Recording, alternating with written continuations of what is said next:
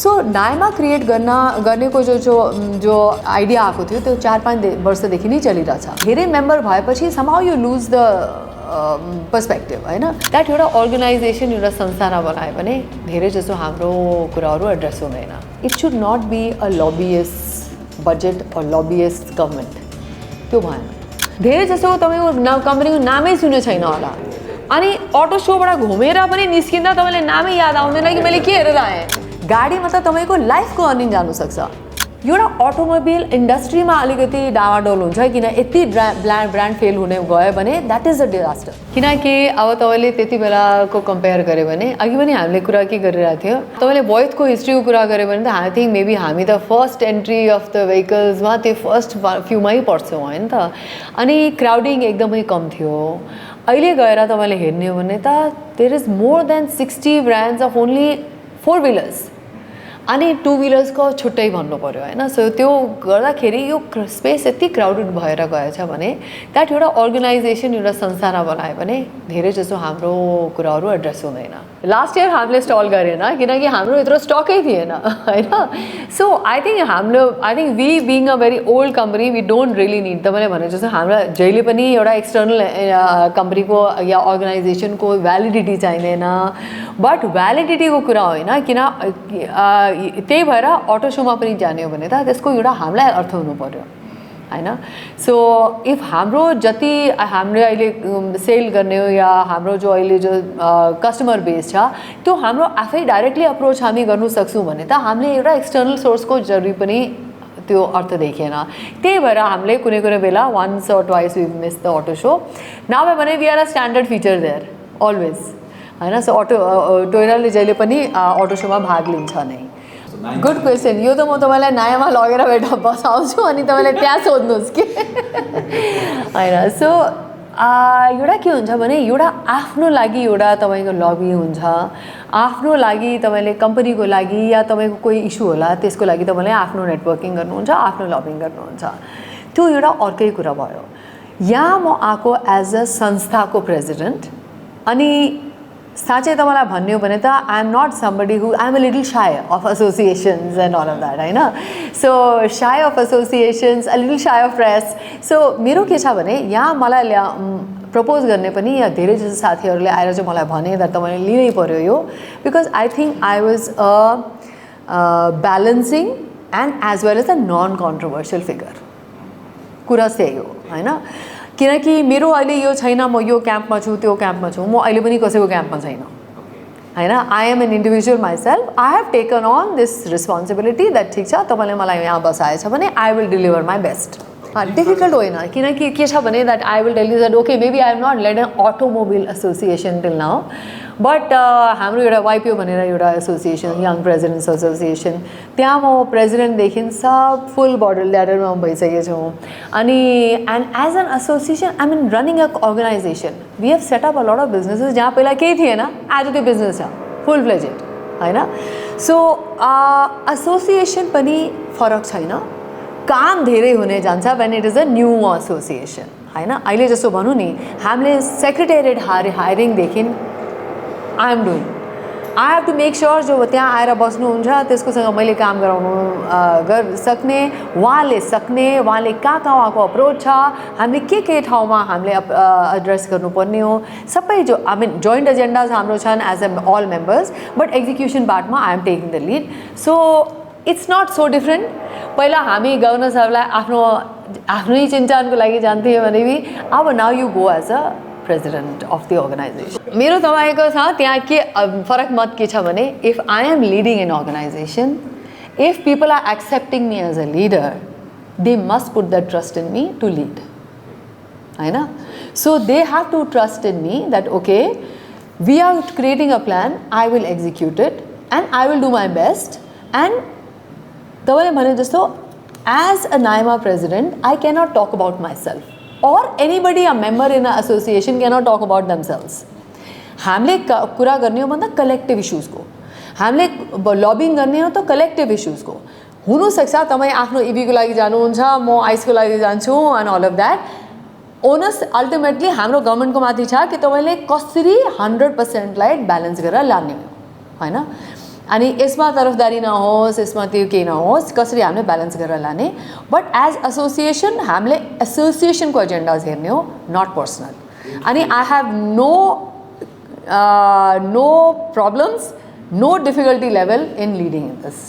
So what is different, पहिला त हामी भनौँ that NADA is a wonderful organisation, किनकि यत्रो ठुलो अम्ब्रेला अर्गनाइजेसन छ, यत्रो पुरानो पनि छ। बट यत्रो पुरानो हुँदा पनि आज गएर 3000 भन्दा बढी मेम्बर्स भएपछि अभियसली त्यो फोकस लुज हुन जान्छ। फोकस कहीँ पनि एक ठाउँमा हुँदैन। एन्ड इन दि एन्ड के हुन्छ भने द्याट ओके, हाम्रो त हामी भन्छौँ त्यो हामीले कमिटी लेभल हामीले कमिटिज बनाएका छन् because we want to address specific agendas, होइन, त्यहाँ पनि छन्। बट त्यहाँबाट कति डेलिभरी भइरहेछ, किनकि धेरै मेम्बर भएपछि समाउ यु लुज द पर्सपेक्टिभ, होइन। सो नाइमा क्रिएट गर्नेको जो आइडिया आएको थियो त्यो 4-5 वर्षदेखि नै चलिरहेछ। फाइनली गएर यसपालि ब्रेक थ्रु भएर एक्जिक्युट भयो, होइन। सो एक्जिक्युट भएपछि हाम्रो के छ भने हाम्रो यसमा डिफ्रेन्सिएटिङ अहिले भन्ने हो भने त first of all I think we should not कम्पेयरै नगरौँ, किनकि we are coexisting organisations. It's not like either हामी हुन्छौँ कि उनीहरू हुन्छ, होइन। जब अब हजुरको प्रेसमै 10-12वटा कि 5-6वटा कि कतिको अर्गनाइजेसन्स छन् and you can coexist, right? Why can't we coexist? In fact हामीले आफ्नो स्ट्रेन्थ्स हेरौँ। अब जस्तो भनौँ नि, नाइमामा यसपालि हाम्रो 50 पिपल आर एक्जिबिटिङ, 50 ब्रान्ड्स आर एक्जिबिटिङ। हाम्रोमा अहिले ठाउँ छैन, त्यहाँ 50 जना यहाँ छ। अनि बट त्यहाँ पनि त हाम्रो धेरै जस्तो मेम्बर्स छन्, होइन, who are not necessarily importers and manufacturers. नाइमामा के छ भने you have to be an importer manufacturer, we will never have election and you have the owners have to come for the policy advocacy for the running of the board, it is owners. किनकि आज गएर के होस् भने involvement तपाईँको पोलिसीमा सुरुदेखि होस्, not 4 दिन अगाडि बजेट हुनुभन्दा अगाडि, होइन। सो त्यो हिसाब, त्यो हाम्रो डिफ्रेन्सिएटिङ फ्याक्टर्स भन्ने हो भने त त्यो 2-4वटा कुरा छ। बट मेरो सिरियस रिक्वेस्ट के छ भने कम्पेयर नगरिदिनुहोस्, होइन, किन त्यो अर्को एउटा अर्गनाइजेसन छ, हामी अर्को एउटा अर्गनाइजेसन छौँ। अनि यसमा bar in the times to come मेरो इच्छा के हुन्छ भने हामीले यसलाई कसरी टुगेदर लाने, कसरी यसमा सिनर्जी क्रिएट गर्ने। 2टा अटो सो हुने भने त ठिकै छ, वाट इज द प्रब्लम, गरौँ, होइन। ओके, हाम्रोमा यहाँ ओन्ली 4 व्हिलर 2 व्हिलर ब्रान्ड्स हुन्छ, त्यहाँ अरू पनि त छन् नि। तिनीहरूलाई हामीले कसरी बेटर अर्गनाइज गर्ने, कसरी मिलाएर लाने, कसरी मोर भ्यालिडिटी दिने एक अर्कालाई, त्यो हिसाबमा जाउँ। अब यो तपाईँको हिसाबले कतिको सत्य होला? हामीले त के भनिरहेको छौँ, भेरी क्लियरली हामी के भनिरहेको छौँ, हामीले तपाईँ अरब हुनुहुन्छ, अरबपति हुनुहुन्छ कि खरबपति हुनुहुन्छ त्यसको मसँग मतलब छैन। तपाईँको पेरेन्ट कम्पनीसँग तपाईँको एउटा डिस्ट्रिब्युटरसिप अग्रिमेन्ट छ भने you are part of NAIMA, होइन। सो अनि 2 वर्षको अपरेसन हुनु पर्यो, किन हामी अहिले हेरिरहेको छौँ Nepal is becoming a dumping ground, होइन। जो जहाँ पनि जे ब्रान्ड्स अभाइलेबल छन् त्यो सबै यहाँ आइसकेको छ, होइन। कतिको लास्ट हुन्छ, कतिको ड्युरेबिलिटी छ, कति उनीहरूको स्ट्यान्डिङ के छ, ब्रान्डको स्ट्यान्डिङ के छ ब्याक होम पनि। सो त्यो अलिकति मिटिगेट गर्नलाई हामीले 2 वर्षको त्यो टाइम राखेको छ। द्याट 2 वर्षदेखि तपाईँको एक्जिस्टेन्स हुनु पऱ्यो, which is not a long time. तपाईँले कम्पनी सेटअप गर्नुमै 2 वर्ष जान्छ, होइन। सो अनि उसमा यति आतेर एसोसिएसनको मेम्बर हुने जरुरी छैन, because association will address across the board, होइन। सो त्यो हिसाबले यसमा हाम्रो हिसाबले यो कसैलाई सानो ठुला बनाउनलाई होइन, it is to completely address the issue of the backbone of the automobile sector. किन डिस्ट्रिब्युटर्सले आफ्नो डिस्ट्रिब्युटरसिप दिने एउटा कम्पनीलाई अर्थ हुन्छ एउटा, त्यसमा उनीहरूले इन्भेस्टमेन्ट हेभी हुन्छ, तपाईँको वर्कफोर्स ट्रेनिङ हुन्छ, तपाईँको स्पेयर पार्ट्स हुन्छ, सर्भिस दिनुपर्छ। अनि त्यो तपाईँले कतिको इन्थुजियास्टिकली अनि कति अनेस्टली दिइराख्नु भएको छ, त्यो इट इज भेरी इम्पोर्टेन्ट। अनि सो त्यही हिसाबले नि इम्पोर्टर्स र म्यानुफ्याक्चरर्स राख्नको लागि, ताकि हामी यसमा जो हाम्रो एकदम इम्पोर्टर्सको थ्रु डिलरसिप बन्ने हो, डिलर्सको थ्रु नै हाम्रै कम्पनीको पार्ट्स जाने हो। सो यसलाई भ्यालिडिटी दिनुलाई अनि उसको पोलिसी एडभोकेसीको लागि नै यो बनाएको छ, not to differentiate. Dumping site भनेको हामीले किन 2 वर्षको कुरा गरेछ सो द्याट अहिले आज तपाईँ हेर्नुहोस् सिधा कतिजना आइसकेको छ यहाँ धेरै जसो तपाईँको कम्पनीको नामै सुन्नु छैन होला अनि अटो सोबाट घुमेर पनि निस्किँदा तपाईँले नामै याद आउँदैन कि मैले के हेरेर आएँ त्यो त एब्सोल्युटली भ्यालिड कुरा हो बट अफकोर्स के हुन्छ नि भने कुनै कुनै ब्रान्डको एउटा क्रेडिबिलिटी हुन्छ आज मैले तपाईँलाई भन्यो कि ओके मोस्ट क्रेडिबल ब्रान्ड तपाईँले भन्नुहोस् एउटा कुनै नाम आउँछ होला होइन सो त्यो क्रेडिबिलिटी त कम्पनीको हुन्छ आई डोन्ट थिङ्क कि XYZले गऱ्यो भने त्यो कम्पनी एलाई पनि यसरी पर्छ होला किन credibility is built over a very long time तपाईँले कति अनेस्टली त्यो ब्रान्डलाई बनाएछ भने त्यो it's very very important and it is long lasting होइन सो यहाँ कुरा के आउँछ भने आई डोन्ट थिङ्क 1-2वटा ब्रान्ड या 10-15वटा पनि भयो भने एउटा अटोमोबाइल इन्डस्ट्रीमा अलिकति डावाडोल हुन्छ किन यति ब्रान्ड फेल हुने गयो भने that is a disaster for those many people also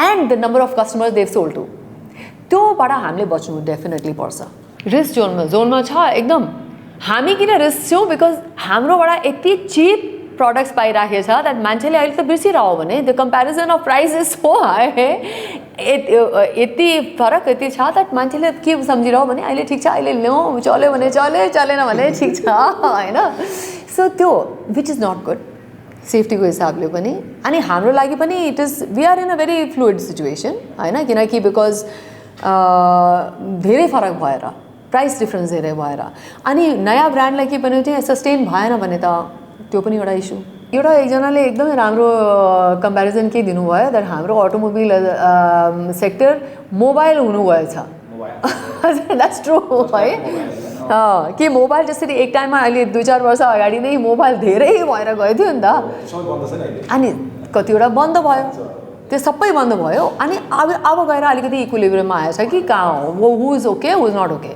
but के हुन्छ भने मोबाइल फेरि पनि एउटा लो भ्याल्यु छ एज कम्पेयर टु अ गाडी मतलब तपाईँको लाइफको अर्निङ जानुसक्छ सी गभर्मेन्टको लेभलबाट आई फिल अहिले के भइरहेछ भने जस्तो तपाईँले भने it should not be a lobbyist budget or lobbyist government त्यो भएन होइन सो राम्रो के हुन्थ्यो भने द्याट द गभर्मेन्ट लुक्स कि हाम्रो सी प्लेटफर्म सबै छन् होइन हाम्रोमा आइस छ hybrid EV at some point plug in पनि आउँछ होला अनि फेरि हुनसक्छ अरू 2-4 वर्षमा हाइड्रोजन पनि आउँछ सो के नआउनु हुने हो त अनि सबैको लागि हामीले कसरी ब्यालेन्स गरेर लाने होइन अब लेट्स चाहिँ हाइड्रोजन आउने बिन्दुमै यो सबै रिडन्डेन्ट गएर भयो भने त्यो पनि बनाउनु पर्ने हो all are valid platforms for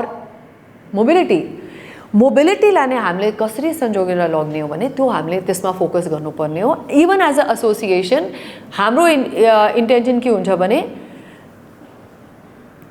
पुरानो कम्पनी जो छन् त्यसमा मेबी तपाईँले धेरै अप्सन पनि पाउनुहुन्छ प्लेटफर्मको इभीदेखि अर्को आइससम्म सबै पाउनु पनि हुन्छ होला सो त्यो सबैलाई कसरी एड्रेस गर्ने हाम्रो टोटल ट्राफिक हेर्ने हो भने पनि 80% आइस होला 20% इभी होला ओभरअल भने नट ओन्ली प्यासेन्जर कार त अहिले ड्युटी यति फेभरेबल छ द्याट 70% उतै भयो होइन सो ठिक छ if policy can drive this kind of a change let's keep everything in mind that is something हाम्रो गभर्मेन्टसँग सो अहिले तपाईँले भनेको एकदमै भ्यालिड पोइन्ट छ होइन अनि यो भ्यालिड पोइन्ट सबैको ब्याक अफ द माइन्डमा सबैकोमा होला होइन आज भनौँ नि एज अ व्यापारीमा पनि व्यापारी भएकोले पनि तपाईँले लेट्स से 100वटा गाडी 150 गाडी ल्याए भोलि गएर त्यो बिकेन या उसमै प्रब्लम आउनु थाल्यो भने त as a entrepreneur as a company business person तपाईँले त धेरै लुज गर्नुभयो नि क्रेडिबिलिटी लुज गर्नुभयो त्यसको माथि तपाईँले पैसाको